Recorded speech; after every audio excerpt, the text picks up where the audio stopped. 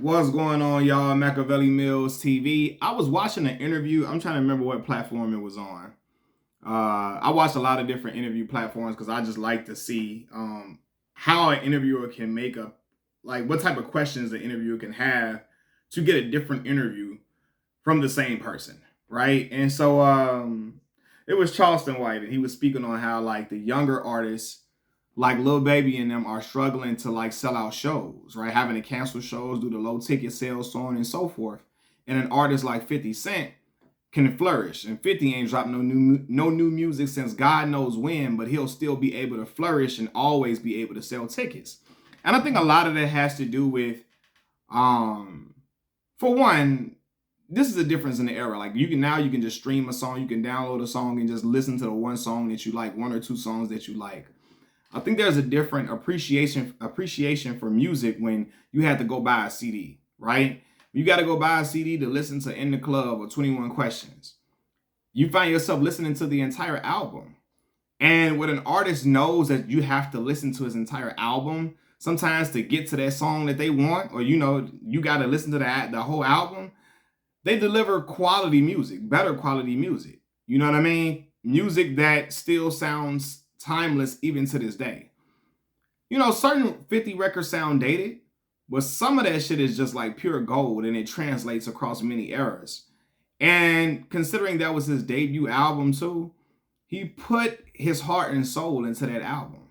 You know what I mean? And so people cling to that album, love it. And I'm talking about they hail that album as one of the greatest albums they've ever heard, especially if you're young. If you were coming up during that time period, like your love for hip hop was developing, or in its infant stages during that time in your life, right? '03, 50 dropped what in '03, right? I was 10 years old in '03. And so I remember the impact of that album. I remember 50 Cent Mania extremely well. And like, yeah, you had to, like, that album stuck to people and stuck with people to this day. I can remember those lyrics to a lot of them songs. I ain't heard the songs in a long time. I will remember it just like that because those albums sat with us, right? And then labels weren't so quick to move on to the next album for an artist. Sometimes, a lot of times, albums came out like every 2 years for certain artists. Luda was dropping an album like every year. But a lot of artists, it took 2 years between projects because the labels wanted to get their run out of that one album. We're gonna make this song a single, that song a single, that song a single, that. Some albums will have four singles, sometimes maybe five. You know what I mean? And so they would try to get their run out of those songs. And at that point, that music becomes ingrained into society because it's radio programming. You keep hearing these songs over and over again, you develop a love for this music, And so that album is more on your heart. It sticks to you. You have a greater attachment to that album than you do with other stuff today. Today, you can get whatever song you want to listen to. You can go on YouTube and search it up. You can pull it up.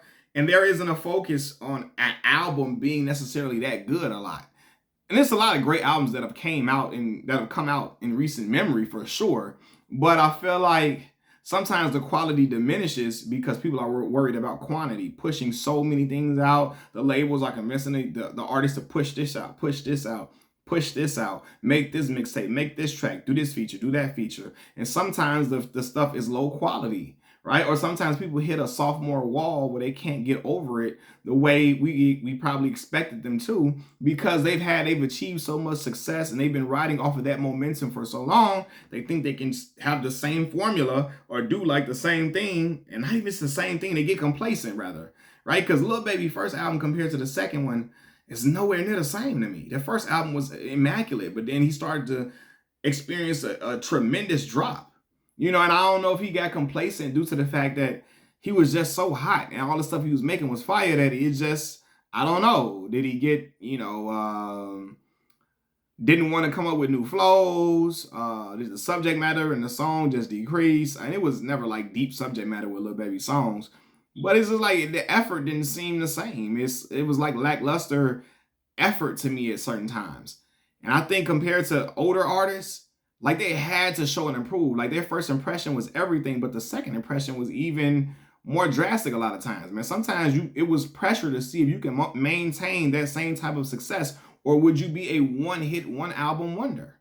You know, and a lot of people say that, of course, the Massacre is a step down from Get Rich or Die Trying, but I still think the Massacre has some quality songs on there. Get in My Car. What's my I'm Supposed to Die Tonight? In My Hood. What's the other joint, man? Position of Power. You got Baltimore, Ski Mask Way, Baltimore Love Thing. That album got fire joints all throughout. So when they say it's trash or it's not good, they out their fucking mind. And I believe it's because 50 knew he had to still come. And sometimes you're never going to be as great as your first impression because you have that different type of hunger. But it's pressure to still be like, hey, is this a fluke? And so artists put a lot more time, more creativity. They put a lot more thought into certain songs because they want the public to still look at them and be enamored with them the same way that they were when they initially dropped.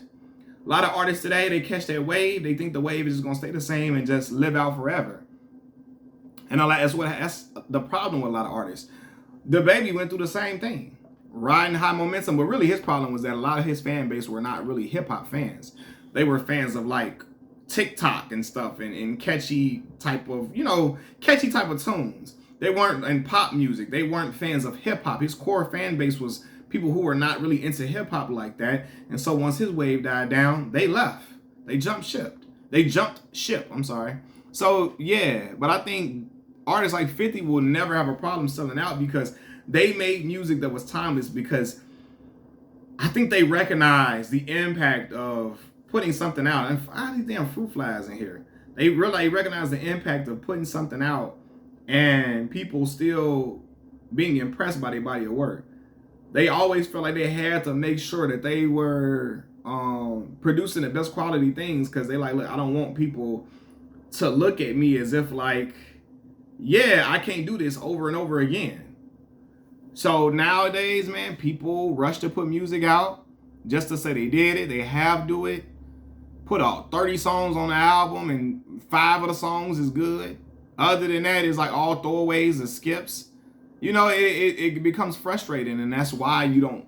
I think I forgot we hadn't had a number one rap song all year or some shit like that. And I think because certain quality of certain songs is diminishing. You know, so think if artists started back dedicating themselves to the craft, because rappers was getting high and smoking and drinking back then. You know, but I think a lot of people are doing music just to get money and just to pass time. Music was a lot of artists' livelihood back then.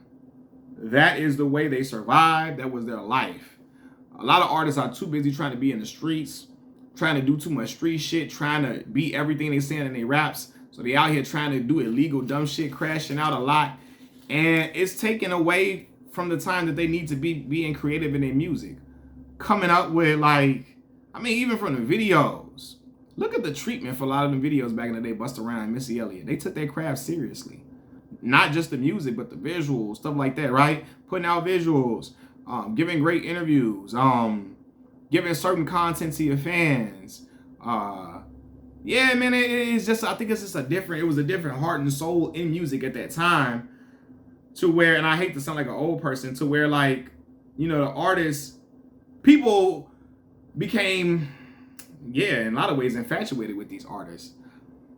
Look at the connection that like 50 still does, like he has an effect on the crowd when he comes around still to this day. And I believe it's because how he presented himself to the music world, to the rap world. How he presented himself. How even with the rough image that he had, he took everything seriously. Got a lot of dudes making music, they just playing out here. Just trying to make a little catchy tune for a while. Catch a buzz, catch a wave, get some bread, and then they can just ride high and live high off the hog. A lot of dudes, they live in high off the hog, but it's competitive now. Then it was way more competitive then. Dudes wanted to outdo that other rapper. I wanted to make a better album than him. I want to sell more than him. I want to make a song that impacts the people and gets the people galvanized to dance or to feel a certain type of way more than that song over there did.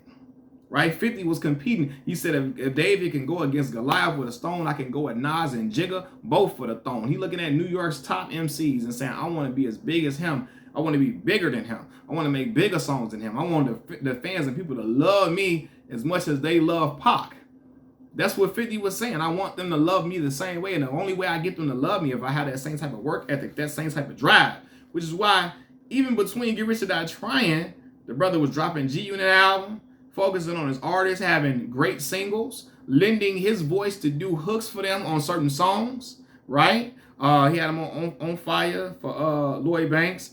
He owned Yayo first single to make sure Yayo gets some buzz and get steam with the So Seductive hook that was outstanding, right?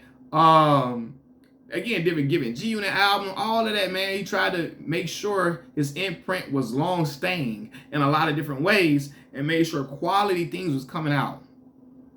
Shit that felt like, oh, it got strong staying power. Not a song you hear like, oh, this shit gonna be done with tomorrow.